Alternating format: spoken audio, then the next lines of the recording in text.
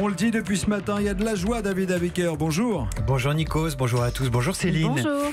Ce matin dans la presse, effectivement, Nikos, il y a de la joie, il y a de l'espoir, mais aussi de l'inquiétude. Il y a de la joie en une de l'équipe, c'est le titre, qui célèbre la victoire hier de l'équipe de France face aux Pays-Bas. Il y a de l'espoir en une du Parisien aujourd'hui en France, qui revient sur cette manifestation des Français samedi pour le climat, tandis qu'en une de Libération, le sociologue Edgar Morin et la primatologue Jane Goodall nous encouragent à résister aux forces qui menacent l'avenir de la planète. Donc il y a de l'optimisme, mais la peur, l'inquiétude reprend ses droits en une du Figaro qui partage ses titres entre l'alarmante propagation de l'idéologie islamiste et la poussée de l'extrême droite en Suède. En fait, ce matin, il y a une presse qui voit le monde tel qu'elle le rêve, tel qu'elle le voudrait, et une autre qui le voit tel qu'il est et qui nous parle d'insécurité culturelle.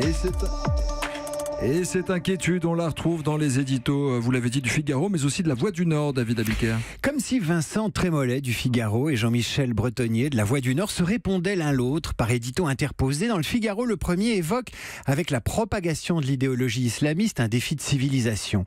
Il en parle un peu comme du défi climatique d'ailleurs. Voilà ce qu'il dit. On ne pourra pas dire qu'on ne savait pas. C'est exactement ce qu'on dit d'ailleurs du climat. Avertit celui qui a lu le rapport de l'Institut Montaigne dont vous parliez à l'instant sur la fabrique de l'islamisme et qui s'inquiète pour notre culture et notre art de vivre. Dans La Voix du Nord, Jean-Michel Le Bretonnier analyse les conséquences électorales de cette même inquiétude culturelle, non pas en France, mais en Suède, où l'extrême droite flirte avec les 20%. Les Suédois justifient leur vote par la peur de voir leur mode de vie disparaître, explique l'éditorialiste. La vague d'extrême droite annonce, dit-il, des recompositions partout en Europe et même à la gauche de la gauche, comme en Allemagne où se développe un courant anti-migrant alimenté par la peur. Toujours la peur, Nikos. En effet, ce matin, l'insécurité culturelle est partout. À 3 jours d'un vote crucial au Parlement européen, cette insécurité passe aussi par la menace qui pèse sur la presse face aux géants du net qui captent 98% des recettes publicitaires, asséchant les revenus de vos journaux.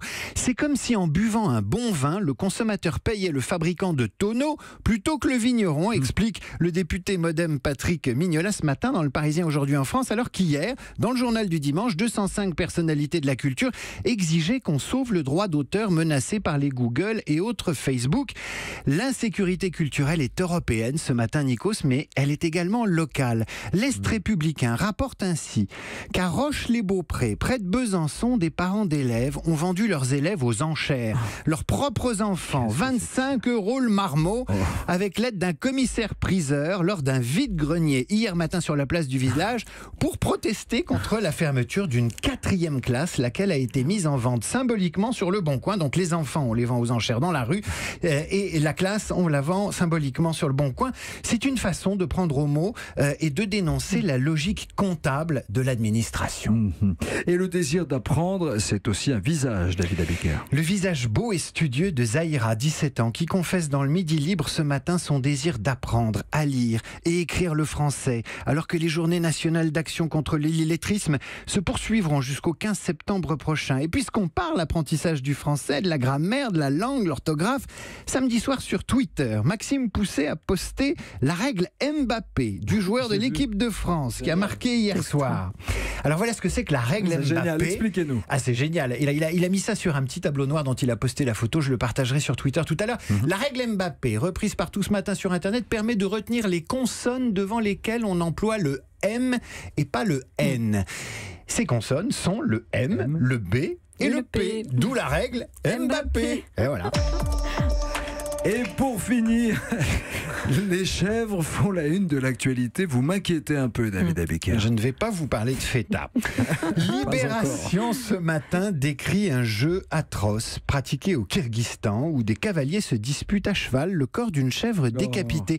C'est une sorte de polo traditionnel. Bah oui, mais c'est aussi ça, les cultures locales. C'est un polo traditionnel appelé le coq-bourou. Si ces fiers cavaliers kirghizes lisaient l'Express de la semaine, ce qu'ils ne feront jamais, ils apprendraient que les chèvres réagissent aux expressions du visage de l'homme au même titre que le chien ou le cheval.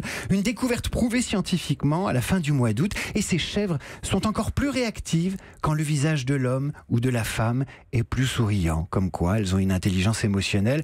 Alors souriez. Souriez aux chèvres, c'est lundi.